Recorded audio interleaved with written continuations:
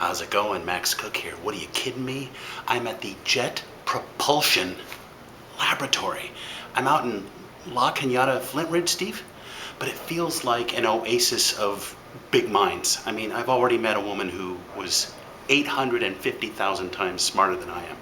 I'm on a tour. My dear friend Steve Epstein, who I've known since high school, is bringing me on this tour, and he's already blowing my mind.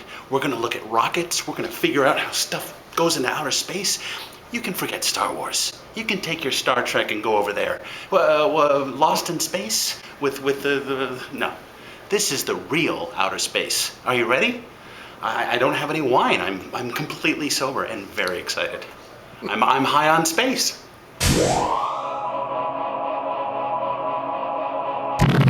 Steve, where the hell are we now? So this is the von Karman Auditorium. Okay, who's von Karman? Theodore von Karman was one of those German von dudes who built a lot of rockets. One of those guys, I think we took him from the Nazis, at the end of World War II. Good. With von Braun and those guys to build our rockets, get us in space. Wow, and this is a gorgeous auditorium. Look at these things. Were these things really in outer space? No, these are models. Oh.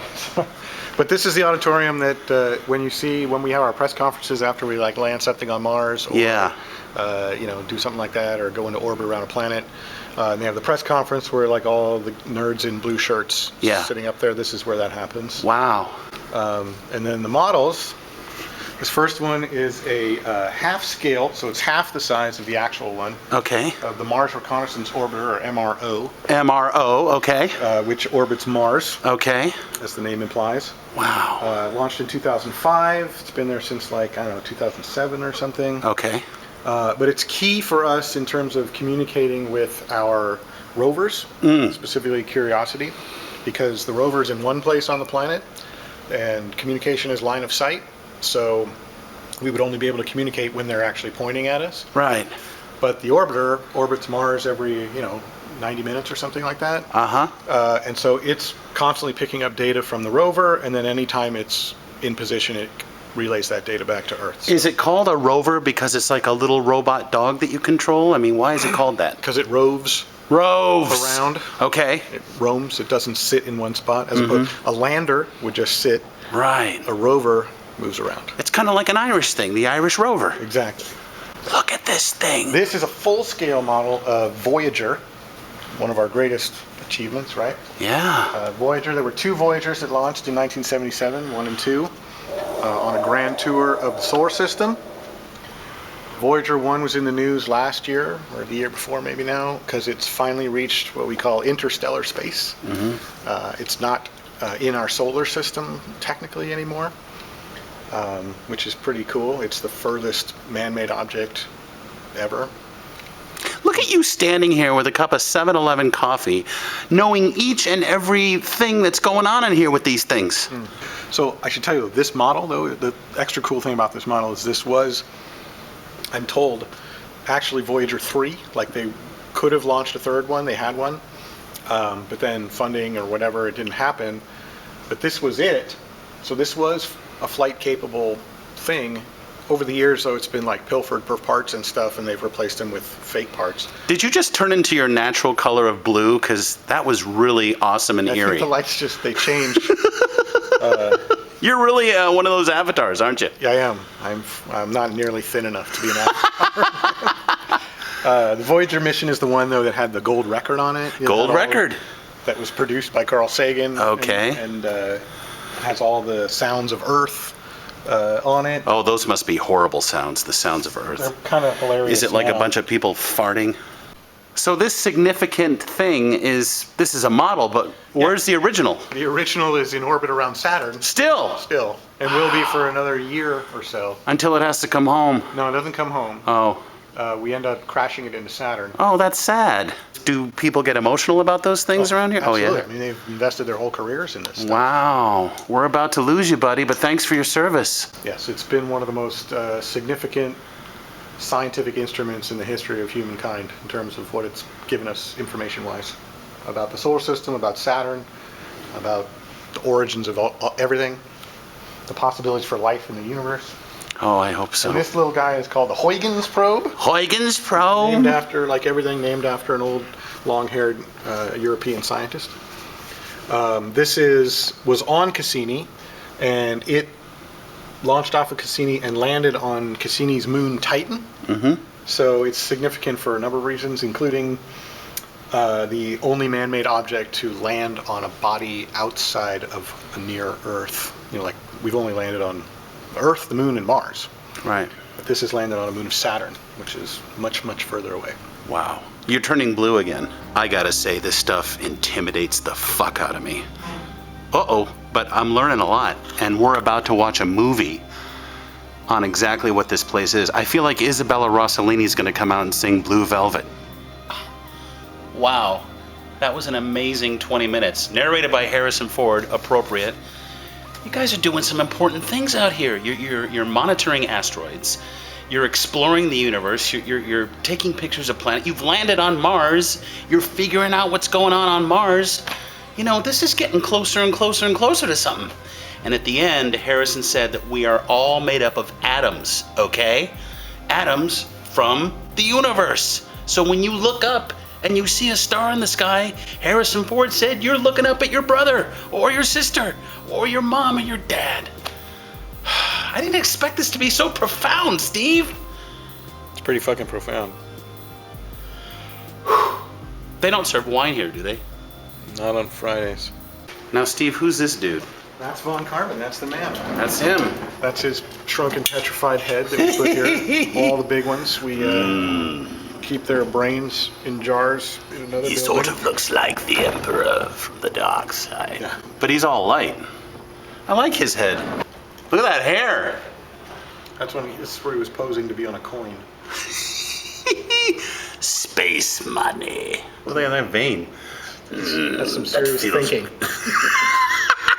Do that again, Steve. That felt good. Yeah. Oh, my temple vein. That feels so good. You're taking away my strength. Oh, God, Steve, you're really relaxing me. Another room full of cool crap. It never ends. All right, now what's this at? So you're looking at an infrared. Well, that's you. That's me. But if you go to if I go over here, that's an infrared image. Whoa, that's thermal me. Showing your heat signature. Yeah. Do people make a lot of stupid faces in this thing? Constantly. Wow. Boy, I am just as ruddy thermal as I am in real life. Thermal. Real life. They're looking right at me. Look how much fun these guys are having. Hold on, now why do they have to wear lunch lady hats? Wait, what's happening? Are you serious? We get to go into a golf cart? Yeah, that's because there's nobody here today, so we can do the cart tour, and it's just you. I love golf cart. I hate golfing, but I love these things. Wow. All right, here we go. We're in the golf cart. No cell phones, no smoking. Can we pull a Johnny Knoxville and crash into something? Sounds good, right? Jesus Christ! Now it's taking off. Now we're rocking. Now, does this place have a cafeteria? Why are you bleeding all of a sudden? I must have scratched myself on something. So, there are a lot of hot chicks around here. Yeah. Do you see, like, hot chicks in white lab coats? And in other outfits. Oh, man. Now, Steve, what does this do? That is used to extinguish fires. Cool! Yeah. Oh, they've recreated the surface of Mars. Yes. So wow. This is a sandbox, basically. Wow. Let's see. So when the rovers are on Mars, we only can see their environment based on the images they can send us back. Mm-hmm. So they take a lot of pictures around them, right. And from that they try to recreate the basic environment that it's in, right. So that they can figure out what commands to send, which rock they want it to go look at, how to get around some obstacle, right. Or something like that. Because you don't drive a rover like with a joystick in real time. Right. You have to send it commands one at a time to do moves. Do they blast rock and roll music while they're trying to recreate the surface of Mars? Probably, I would. So Steve, what is the hub?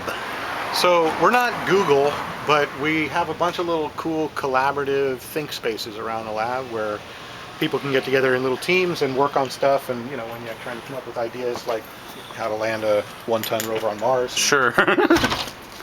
Oh, did you just get into the hub? Yeah. Dude, you did it! It's all who you know this time. Who you know. I love the Clockwork Orange couches.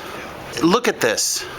You can hang out, you can rub a planet, you can read Books on the universe. books on the universe, and trip the fuck out. If this place was full of scientists and I walked in here, I would just have to start either impersonating them or drawing them to win them over. Dude, scientists like candy canes on little trays. This is crazy. Dude, I am already seeing glowing orange light. Yeah, isn't that the coolest? That makes me so happy. Yeah, What like, this is is like happening in here? serious, legit science. Dude. It's exactly what you want your science lab to be, right? Yeah. And this is where the virus Shut it breaks down! down. Yeah, the virus breaks down here. Yeah. So these labs, you can look and see that's the chemical shower right there. Yeah, right. In the event of a chemical Oh, emergency, awesome. you have to douse yourself. I Caution. worked on a training, a safety training video Yeah. several years ago in this building that was for the hazmat folks. Yeah. And even though it was all staged as a training thing, the shot of like the 5 guys in the big ass hazmat suits where they, like at the end of each Yeah. coming towards me, I will never get out of my head. Oh, and they've got my favorite thing. They got wax dummies. Come on. But you're missing all the little shit. I'll look at it, but I gotta see the wax dummy first. Hi, honey. Got her booties on. That is a chick, right? Now, is this just a grab bag of whatever you need? No, I'm sure it's not.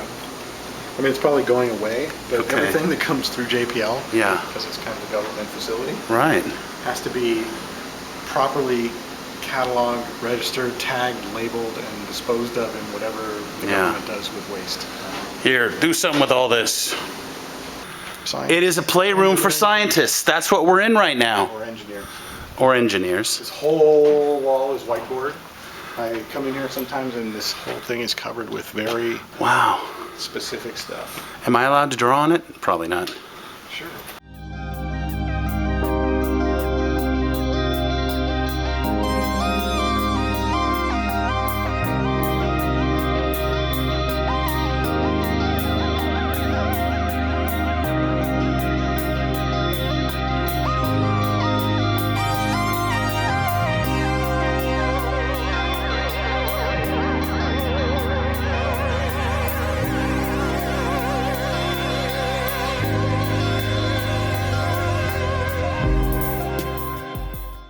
So this building is sort of the heart, what we call the center of the universe. Wow.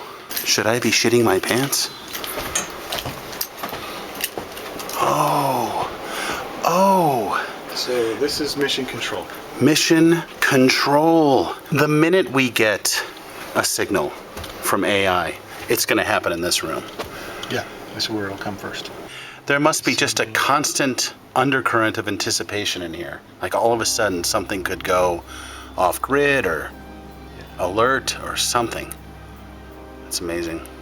Well, so again, talking about how lucky I am to get to work here, and what's so great about it is that even though I'm, I think, naturally a fairly mellow, even dude, I get to spend all my days, every day, kind of immersed in these enormous concepts, you know, my head in the universe, thinking about the biggest questions mankind can ask. Well, Steve, I can't thank you enough for this extraordinary day. I've learned a lot, and again, I can't even tell you how much more insignificant I feel as a human, but it is an honor to hang with you. And now, are these space nuts? Far out space nuts? There. Okay. But boy, I really enjoyed myself, and you have expanded my horizons. And I'm gonna go home and I'm gonna open a bottle of wine and I'm gonna sit in silence and reflect. I can tell you, insignificance is one of the most liberating feelings a person can have. It is, isn't it? Thanks again, man. You bet, buddy. See you next time.